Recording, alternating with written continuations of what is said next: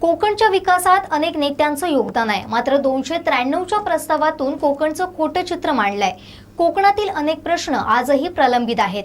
पर्यटनाच्या माध्यमातून कोकणचा विकास शक्य आहे, मात्र सरकार याबाबत उदासीन आहे। शेतकऱ्यांप्रमाणेच मच्छीमारांची अवस्था बिकट असून सरकारनं याकडे गांभीर्यानं न पाहिल्यास कोकणातले शेतकरी आत्महत्या करतील, असं नितेश राणेंनी सांगितलंय। आपल्या अभ्यासपूर्ण भाषणात आमदार नितेश राणेंनी अनेक मुद्द्यांवर सरकारला धारेवर धरलंय। पाहुयात आमदार नितेश राणेंचं विधानसभेतील भाषण। 293च्या कोकणवरच्या प्रस्तावाच्या निमित्ताने मी माझे विचार मांडण्यासाठी अध्यक्ष महोदय इथे उभा आहे। अध्यक्ष महोदय, हा पूर्ण प्रस्ताव आपण वाचल्यानंतर एक लक्षणीय बाब जे आपल्या सभागृहासमोर मला मुद्दामून वाचून दाखवायची आहे की या प्रस्तावामध्ये असा उल्लेख आहे की कोकण पट्टीवर राज्याला आर्थिक बळ देण्याची क्षमता असताना अपुऱ्या निधीमुळे आणि उत्तम नियोजन अभावी हा भाग जाणून बुजून दुर्लक्षित ठेवण्यात येत असल्याची भावना कोकणातील जनतेच्या मनात वाढीस लागणे। अध्यक्ष महोदय, हा तसं म्हटलं तर हे वाक्य ऐकल्यानंतर वाचल्यानंतर या 293 प्रस्तावाचा हेतू किंबहुना कोकणासंबंधित एक जे चित्र जे समोर आलेलं आहे त्या बाबतीमध्ये अध्यक्ष महोदय निश्चित पद्धतीने चिंता व्यक्त करायची वाटते। अध्यक्ष महोदय, कोकणासंदर्भात बोलत असताना मुद्दामून एक अनुभव किंवा एक उदाहरण आपल्या समोर सभागृहासमोर मला मांडायचे। अध्यक्ष महोदय, एका एक्झिबिशन मध्ये वेगवेगळ्या प्रकारचे खेकडे समोर ठेवले होते आणि ते डब्यामध्ये होते। सगळ्या खेकड्यांच्या डब्यावर झाकणे होती आणि एकच जो डब्बा होता त्याच्यावर झाकण ठेवला नव्हता। मग समोरच्या व्यक्तीने विचारलं की बाबा, या सगळ्या डब्यांवर तू झाकण लावलंय, या एकच खेकड्याच्या डब्यावर झाकण नेमकं का नाही? तर त्यांनी सांगितलं की कारण हे खेकडे कोकणातून आहेत। तिकडलाच आहे, आपल्याबद्दलच बोलतोय, लोकांना कळलं पाहिजे ना आपण कसे आहे। म्हणून हा अनुभव आणि हे चित्र आणि ही चिंता एक कोकणाचा लोकप्रतिनिधी म्हणून मला ह्या निमित्ताने व्यक्त करायची। अध्यक्ष महोदय, कोकणाच्या विकासासंदर्भात आणि पूर्ण प्रवासासंदर्भात बोलत असताना अध्यक्ष महोदय, नेमका कोकणामध्येचा विकास किती झाला आणि किती करायची गरज आहे या बाबतीमध्ये थोडा विचार करण्याची गरज आहे ह्या 293च्या प्रस्तावाच्या निमित्ताने। उदाहरण सिंधुदुर्ग जिल्ह्याबद्दल अगर आपण विचार केलात तर सिंधुदुर्ग जिल्ह्याची जी निर्मिती आणि आतापासून तर दरडोई उत्पन्नाबद्दल अध्यक्ष महोदय फार विचार करण्याची गरज आहे। सिंधुदुर्ग जिल्ह्याची निर्मिती जेव्हा झाली तेव्हा तिकडचं दरडोई उत्पन्न हे 6,000 होतं आणि 2013-14चं दरडोई उत्पन्न हे 1,12,712 पर्यंत आलेलं आहे। अध्यक्ष महोदय, म्हणजे 6,000 ते 1,12,712 हा प्रवास हा काय एवढं सोपा नाहीये की या 293च्या निमित्ताने आपण कोकणाबद्दल जे चित्र रंगवतोय। अध्यक्ष महोदय, हा प्रवास काय सोपा नव्हता। आर्थिक समृद्धी करण्यासाठी आतापर्यंत कोकणाच्या इतिहासामध्ये जे जे लोकप्रतिनिधी जे जे नेतृत्व घडून गेले त्यांनी आपल्या सिंधुदुर्ग आपल्या कोकणाच्या प्रवासासाठी विकासासाठी अतोनात प्रयत्न केले आणि त्याच्यात प्रतिबिंब ह्या दरडोई उत्पन्नामध्ये दिसतंय। अध्यक्ष महोदय, 6,000 ते 1,00,000च्या वरती साक्षरतेमध्ये आमच्या सिंधुदुर्ग असेल कोकण असेल, दरवर्षीच्या 10वी 12वीच्या परीक्षेचे जेव्हा निकाल लागतात अध्यक्ष महोदय, तर त्याच्यामध्ये सिंधुदुर्ग किंवा कोकणाच्या विभागाचा 1 क्रमांक असतो नेहमी। अध्यक्ष महोदय, साक्षरतेमध्ये स्वच्छतेसंदर्भात जे जे केंद्र सरकारचे पुरस्कार दिले जातात अध्यक्ष महोदय, त्याच्यामध्ये गेली काही वर्षापासून सलग उदाहरण आमच्या सिंधुदुर्ग जिल्हा परिषदेला पुरस्कार मिळत आहेत। अध्यक्ष महोदय, पण या सगळ्या परिस्थितीचं अनुसरण हे जेव्हा 293चा जो काही प्रस्ताव आपल्या समोर आलाय म्हणजे जेणेकरून जे काय कोकणामध्ये काय झालंच नाही, म्हणजे कोकणामध्ये काही विकास आतापर्यंत दिसलाच नाही, अशा पद्धतीचा खरं म्हणलं तर हा प्रस्ताव आणला अध्यक्ष महोदय. अध्यक्ष महोदय, कोकणातले जे ज्यांनी नेतृत्व केलं त्या नेते मंडळींनी आपल्या आपल्या पद्धतीने कोकणाच्या माणसाचं दरडोई उत्पन्न राहणीमान उंचवण्याचा अतोनात प्रयत्न केले आणि त्या पद्धतीचे प्रयत्न त्यांनी आपल्या आपल्या कामातून आणि शासनाच्या माध्यमातून केलेले आहेत. तशा योजनाही आणलेल्या आहेत अध्यक्ष महोदय. मग अंतुले साहेब असतील, नारायण राणे साहेब असतील, सुरेश प्रभू साहेब असतील, हे सगळे नेते मंडळी, मधु दंडवटे साहेब असतील, नाथपाय साहेब असतील, ह्या प्रत्येक नेत्यांनी आपल्या आपल्या पद्धतीने कोकणाचा विकास करण्यासाठी अतोनात प्रयत्न केले आणि त्याच्यात प्रतिबिंब आज ह्या विकासाच्या ह्या प्रवासामध्ये अध्यक्ष महोदय दिसत आहे. पण जे काय आता काल मुद्दामून मी कालचे काही मोजकी जी भाषणं झाली ते काल इंटरनेटवर बघण्याची संधी मिळाली. जे काही भाषणं झाली त्याच्यामध्ये एक आमचे माजी पालकमंत्र्यांचं पण भाषण मुद्दामून ऐकायला मिळालं. आतापर्यंत आमच्या दुसऱ्या आमदारांचं भाषण ऐकलं नाही, पण आज कदाचित संधी भेटेल ऐकाय. पण ह्या निमित्ताने अध्यक्ष महोदय, तसं काय आमच्या सिंधुदुर्गामध्ये आतापर्यंत किंवा कोकणामध्ये विकास झालाच नाही, म्हणजे अधिकाऱ्यांवर आरोप करायचे, ते हे अधिकारी आमचं ऐकत नाहीत. एका बाजूला अधिकाऱ्यांना आरोप करायचे आणि दुसऱ्या बाजूला आम्ही जेव्हा अधिकाऱ्यांच्या विरुद्ध आंदोलन करायचो तेव्हा आमच्यावरच केसेस टाकल्या जायचा. अध्यक्ष म्हणजे हा जो काही विरोधाभास आहे अध्यक्ष महोदय, ह्याबद्दल कोकणाच्या जनतेने खरं म्हटलं तर आपल्याला या निमित्ताने विचार करायला पाहिजे. बोलता बोलता काल त्या भाषणामध्ये त्यांनी माननीय अजितदादांवर सांगितलं की तुम्ही पुण्याला सगळी निधी घेऊन देतात, आमच्या कोकणाबद्दल विचार करत नाही. अध्यक्ष महोदय, हेच अजितदादा होते ज्यांनी सी वर्ल्ड साठी आमच्याला 100 कोटी 2014 त्यावेळी आघाडी सरकारच्या वेळी दिलेलं. अध्यक्ष महोदय, जेव्हा कोकणचं पॅकेज जाहीर झालं, सिंधुदुर्गामध्ये पुरं हे मंत्रिमंडळ सिंधुदुर्गामध्ये आलं होतं आणि 5432चं कोकण पॅकेज तेव्हा जाहीर केलेलं. अध्यक्ष महोदय, हा सगळा प्रवास आज सिंधुदुर्ग आणि आमचा हा कोकणाचा आहे. पण आज खऱ्या अर्थाने कोकणाचा विकास करायचा असेल तर काही बाबतीमध्ये आपण सगळ्या जणांनी विचार करायची फार गरज आहे. अध्यक्ष महोदय, पर्यटन मंत्री इथे बसले होते, पण कदाचित माझं भाषण सुरू झालं असल्यामुळे त्यांना बाहेर जाण्याची गरज भासली असेल, आज माझी भावना आहे. पण अध्यक्ष महोदय, काही दिवसा अगोदर एबीपी माझावर त्यांचे भाषण पर्यटनावर,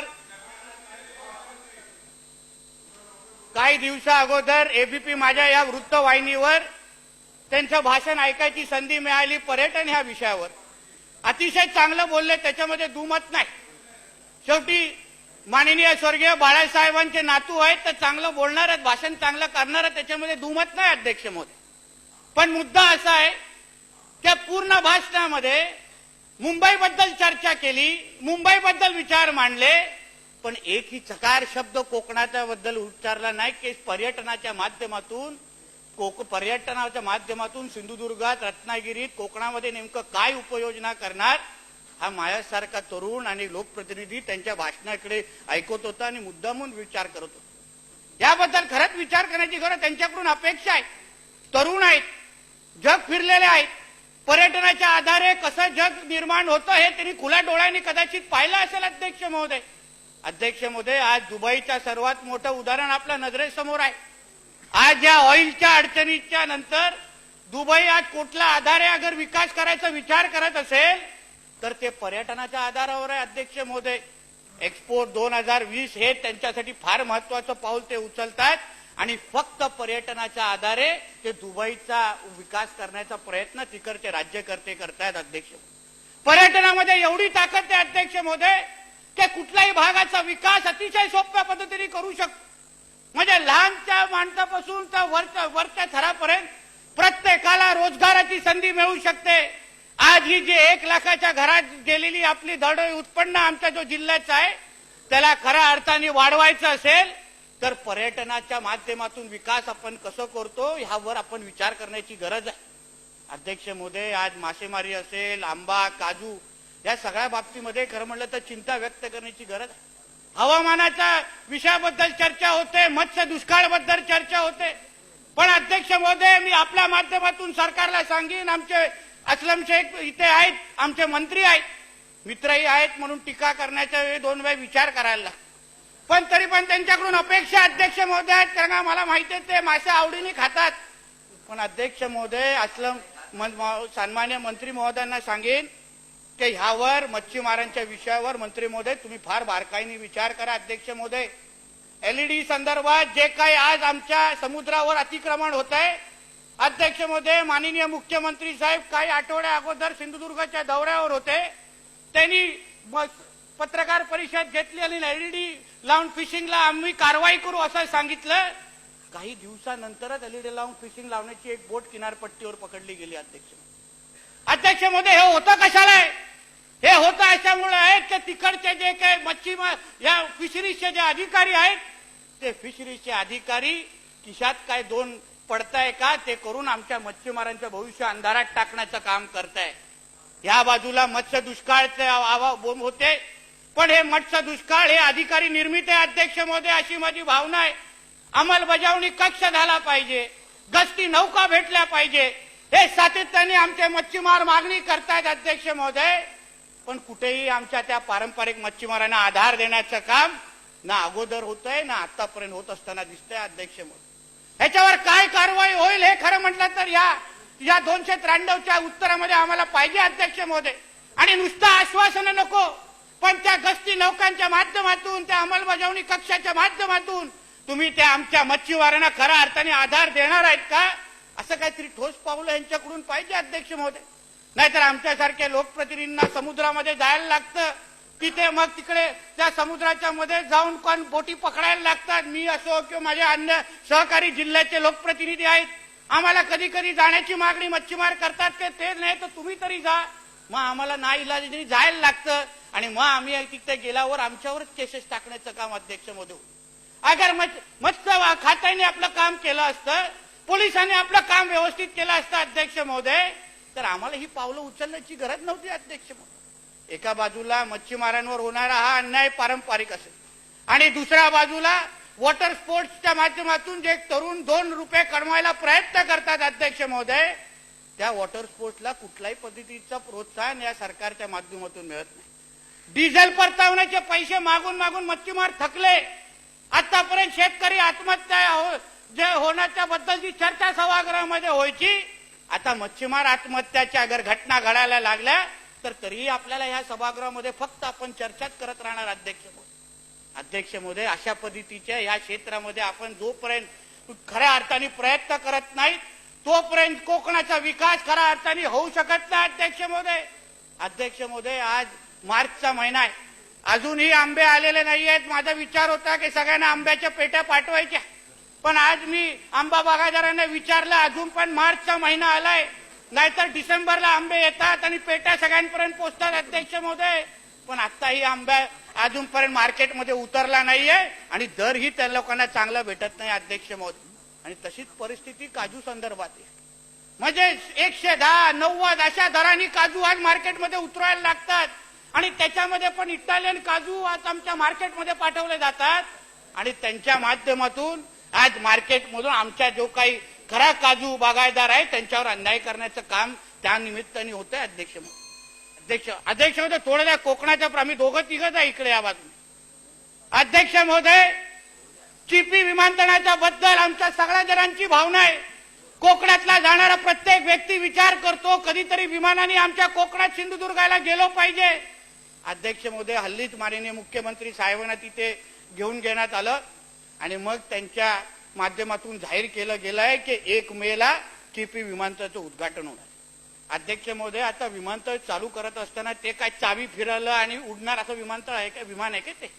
अध्यक्ष महोदय, त्या विमानतळावर अजूनपर्यंत स्वतःची पाण्याची सोय नाही, अजूनपर्यंत विजेची लाईन नाही, बीएसएनएलची यंत्रणा नाही, 4 लेन जो काय त्या लोकांना प्रवेश पाहिजे होता, 4 लेन पाहिजे होता, त्याच्यामध्ये 2 लेनच झालेला आहे, डीजीसीएची परवानगी नाही. या सगळ्या गोष्टी होत असताना कुठल्या पद्धतीने मुख्यमंत्री साहेबांच्या माध्यमातून 1 मे जाहीर केलाय, हे अजूनपर्यंत आश्चर्यच करण्याची गोष्ट आहे. अध्यक्ष महोदय, म्हणजे बाकीच्या लोकांनी जाहीर करणं वेगळं, कारण का गेल्या वर्षी आमच्या इथे हेलिकॉप्टर किंवा प्रायव्हेट प्लेननी गणपती बाप्पांना आणलेलं आणि आम्हाला सांगितलं गेलं आता पुढच्या महिन्यात तुम्ही उडू. अजूनपर्यंत आम्ही आकाशाकडेच पाहतो, आमचं विमान काय आलं नाही अध्यक्ष महोदयांचं. म्हणून अध्यक्ष महोदय, या चिपी विमानतळाच्या माध्यमाबद्दल विचार केला पाहिजे. खरा काय विचार होता की या चिपी विमानतळ हे आंतरराष्ट्रीय विमान इथे उतरलं पाहिजे, त्यानुसार तिथला रनवे स्ट्रिप पण लावलेली, तिथे पायलट ट्रेनिंगचं तिथे स्कूल ठेवलेलं, ते सगळं कमी करून आता छोटे विमानतळ उतरवण्याचं नियोजन त्या माध्यमातून तिथे होतंय नियोजन. अध्यक्ष महोदय, असाच विषय सिवळ बद्दल आहे. म्हणजे हे सगळे प्रकल्प अध्यक्ष महोदय आमच्यासाठी का महत्वाचे आहेत? कारण का कोकणाचा विकास करायचा असेल तर ह्या सगळ्या प्रकल्पाला अगर जोपर्यंत तुम्ही चालना देत नाही असलमबाई, तोपर्यंत या कोकणाचा विकास होणार नाही. म्हणून ह्याबद्दल सीवर्ल्ड बद्दल ठोस भूमिका घेतलीच पाहिजे. कारण का गेल्या 2-3 दिवसाच्या अगोदर आमच्याकडे बातमी आहे, आमच्या सावंतवाडीचे आमदार रेडीमध्ये हलवायला प्रयत्न करतायत. तिथे जमिनी शोधतायत का कोण 300 एकर देत आहे का तिकडे. पण मालवणमध्ये होणारा जो काही सीवर्ल्ड आहे तो तिथेच अगर झाला, त्याच्या नियोजित पद्धतीने झाला, त्याचा आता आग्रह तिकडचे आमदार पण धरतायत की तिकडेच झाला पाहिजे.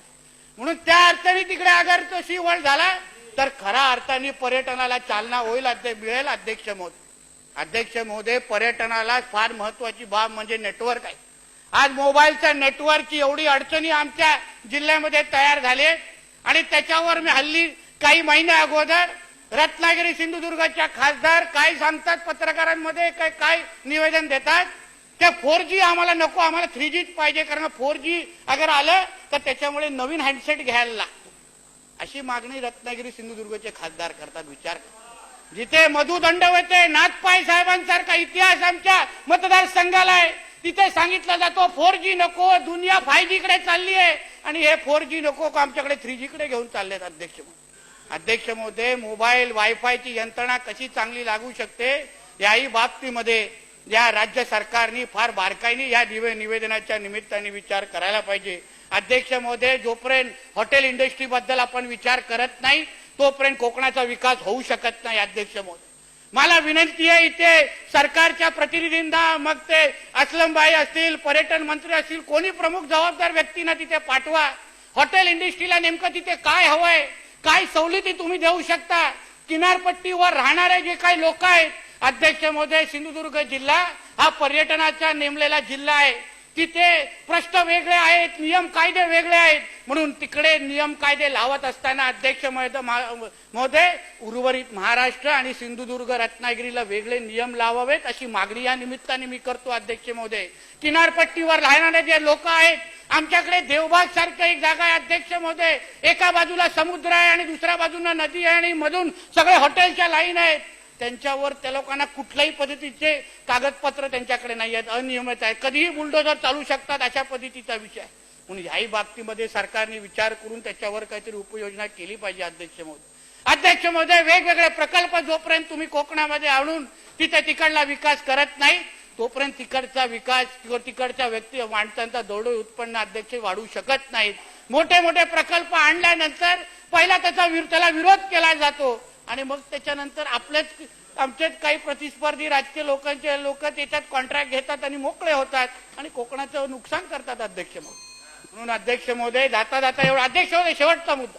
अध्यक्ष महोदय, जाता एवढंच सांगेन, या सगळ्या बाबतीमध्ये आपण फार विचार करून कोकणाचा जो काय हा प्रस्ताव आणलाय, जोपर्यंत काही ठोस उत्तरं, काही ठोस पावलं असलमबाई आपण उचलत नाही, मग आम्ही पुढच्या वेळी जेव्हा तुम्ही आमच्या सिंधुदुर्गात याल, आम्हाला कदाचित नंतर भेटाल, पण संध्याकाळचे जेवण मच्छीची जबाबदारी ही माझी असेल. पण पहिला आमच्या मच्छीमारांना तुम्ही खुश करा, पारंपरिक मच्छीमारांना खुश करा, आमच्या कोकणाच्या विकासाला काही द्या आणि येता येता माझ्यासाठी पर्यटन मंत्र्यांना पण घेऊन या. कोकणातल्या ताज्या घडामोडी सर्वप्रथम पाहण्यासाठी सबस्क्राईब करा कोकणचं महाचॅनल सिंधुदुर्ग लाईव्ह यूट्यूब चॅनल आणि ताज्या घडामोडी पाहण्यासाठी बेल आयकॉनवर क्लिक करा.